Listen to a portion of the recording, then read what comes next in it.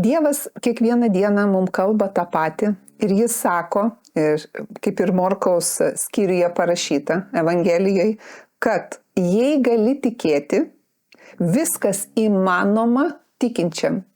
Ir šiandien būtent šitą vietą kartu pasiaiškinkim, ką sako Jėzus. Ką šitoj vietoj Jėzus sako žmogui, kuris yra beviltiškoj ir sunkiausioj padėty. Nes Morkaus skyrių jūs galit kiekvienas pats pasiskaityti, kokiam žmogui Jėzus taip pasakė. Tam, kuriam labai svarbu jo vaikas, kuris nuo pat gimimo sirgo, buvo dvasios tąsomas ir niekas, net Jėzaus mokiniai, kurie į save buvo susikoncentravę, nei į Dievą, negalėjo žmogui padėti. Ir kai tas žmogus, kuris atvedė savo sūnų pas Jėzų, sako, Dieve, padėk, gal tu gali, taip ir rašo 22 eilutėj, bet jei ką gali padaryti, pasigailėk mūsų ir padėk mums. Tikriausiai ta frazė yra taip akivaizdi kiekvienam, nes vis mes sakom, Dieve pasigailėk, Dieve padėk, Dieve pasigailėk, Dieve padėk. Bet ką Dievas sako, kai mes Dievo prašome, lygiai tą patį šiandien sako kiekvienam iš mūsų. Jėzus jam atsakė, jei gali tikėti, viskas įmanoma tikinčiam. Jei gali tikėti, viskas įmanoma tikinčiam. Ne tik tai lengvos aplinkybės, ne tik tai paprasti dalykai. Jėzus aiškiai žmogui pasakė, viskas įmanoma. Bet šitoj vietoj kaip svarbu, kad žmogus buvo toks nuolankus, tiesoj ir paprastas. Jis buvo atviras. Jis sakė, kad aš neturiu tikėjimo. Dieve, padėk, sako, mano netikėjimui, padėk, kad to netikėjimo nebūtų. Jis nenorėjo, kad tas netikėjimas jį toliau varžytų. Ir buvo pagrindas, kodėl? Nes žmogus nuolat atsigręždavo atgal ir prisimindavo, kad nuo pat gimimo sūnus sirgo, niekas negalėjo padėti, kiek žmonių bandė jam padėti tam vaikui ir niekas negalėjo, niekas. Be abejo, tam žmogui, kaip ir mums šiandien, vis ateina tos pačios nerimo, baimės, abejonės, pralaimėjimo mintis. Bet Jėzus sako, jei gali tikėk. Nes viskas įmanoma tam, kuris tiki. Ir kas buvo svarbiausia žmogui, tam žmogui, kuris žemėje turi brangiausią savo sūnų, jam pasirinkti, priimti sprendimą, tikėti tai, ką Dievas sako. Kaip mums šiandien tikėti tai, ką Dievas šiandien sako, lygiai taip pat, kaip tam žmogui sakė. Jis šiandien mums sako, jei gali tikėti.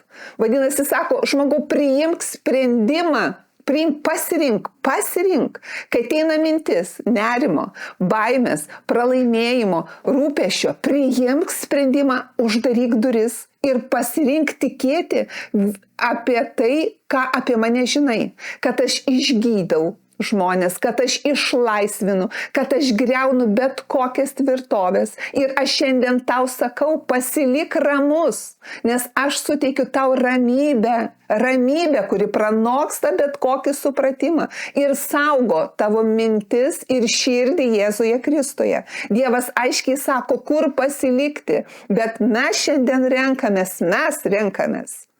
Todėl taip svarbu mokytis. Visas pastangas dėti į tai, ką šiandien, kiekvieną sekundę aš galvoju. Kokia ateina mintis. Jeigu yra nerimo ir baimės mintis, yra ne iš Dievo. Vadinasi, aš neleidžiu jų suktis galvoje. Neleidžiu, nes aš žinau tiesą. Aš bendrauju su Viešpačiu. Aš iškart prisimenu, ką Viešpats man sako. Ir tai yra aukščiausias autoritetas.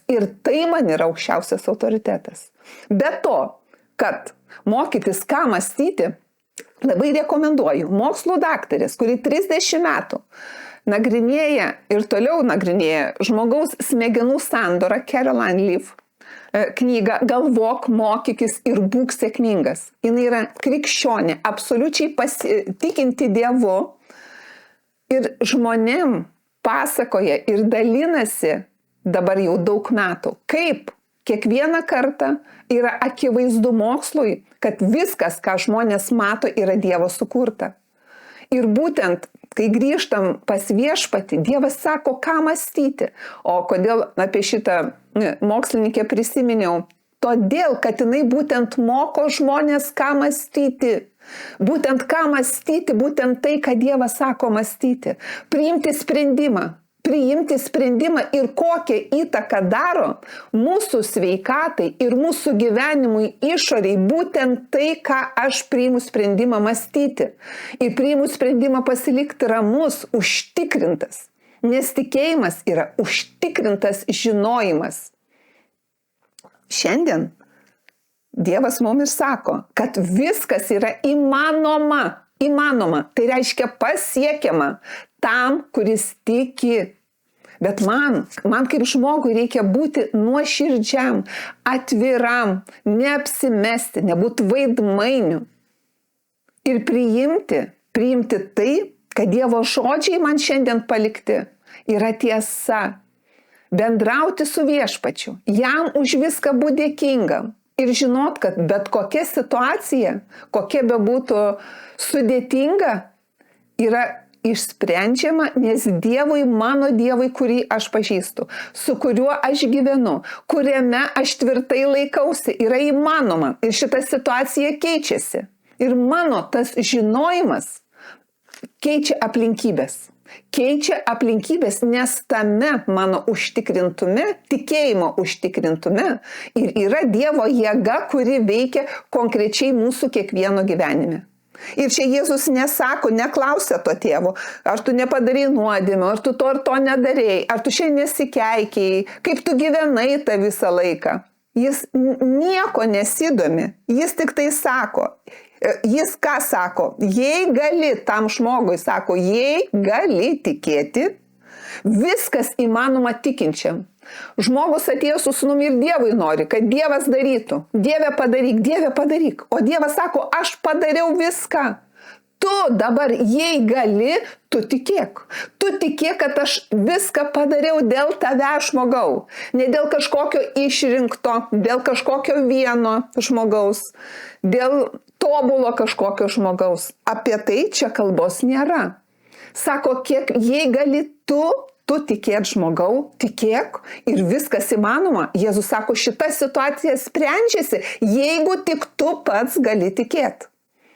Kaip mums reikia mokytis, ir man pačiai, ir kiekvienam, dėl to dalinuosi ir su jumis, kad kartu mes turim mokytis ne Dievui, mūsų Viešpačiui permetinėti istorijas, situacijas, įvairias sunkumus, ne Dievui permesti, bet patiem prisimti atsakomybę, gyvent su Viešpačiu tiesoj, gyvent su Viešpačiu tikėjime, kuris užtikrintai laikosi būtent tos tiesos, kad Dievas sako. Vadinasi, aš laukiu gerą, nes prisimenu, kad mano Dievui nėra nieko neįmanoma. Aš priimu sprendimą, ką mąstysiu, ką kalbėsiu ir kaip elgsiuosi aplinkybėse.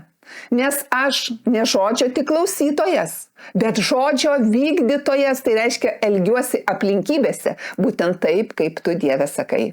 Būtent kaip pasirinkti ir mūsų pasirinkimai, kaip įtakoja gyvenimus. Dar kartą primenu, šita knyga, kurią galite kiekvienas įsigyti Vagos knygynuose Vilniuje arba parašydami man ir aš kiekvienam išsiųsiu. Tai yra priedas prie Dievo žodžio, kuris moko, kaip mums rinktis ir pasirinkimuose išstovėti. Būtent rinktis Dievo žodį ir kaip tai įtakoja mūsų gyvenimus. Nes mintis, mokslų daktarė lygiai taip pat tvirtina, ką Viešpats ir sako, kad mintis mūsų realios ir tai, kaip mes mąstome kiekvienas, taip, ką mes kalbame, mes taip ir gyvename. nes mintys realios, nes Dievo žodžiai yra realūs. Tai, kas nematoma, tampa matoma tada, kai mes kalbame ir kai mes tuo tikime, kai žodžiai pripildyti, jie pilni tikėjimo, kai žodžiai pilni tikėjimo, nes aš kalbu tai, ką Dievas kalba. Aš nekalbu tai, ką akis mato, nekalbu aplinkybių, aš nesakau, kad reikia neigti aplinkybės. Tėvas neneigė aplinkybių. Skaitykite Morkaus 6 skyrių. Kiekvienas skaitykite mėnesių mėnesiais. Ir žiūrėkite, ką ten rašo. Tėvas neneigė aplinkybių. Jis sako, nuo pat vaikystės mano sūnų tas ir tas dvasia ir tas vyksta. Jis pasako aplinkybės, bet jis nepasilieka aplinkybėse. Jis, aišku, bando Dieve padaryk, sakyti. O Jėzus ir sako, tai tu ir tikėk. Tu tikėk, nes viskas įmanoma tikinčiam. Tai vat su ta nata noriu ir baigti, kad mes priimkime sprendimą ir kiekvieną sekundę savo priminkim, kai ateis priešo mintis, nerimo, baimės ar abejonės. Ne, tai netiesa, ne, tai neramybė, ne, tai ne Dievo meilė, aš tame nepasiliksiu, aš durų tam netidarysiu, nes aš žinau, kad mano Dievas yra geras Dievas, aš žinau, kad jis yra su manim, aš apsirengusi, aš laikausi, aš gyvenu viešpatyje ir jis veikia mano naudai.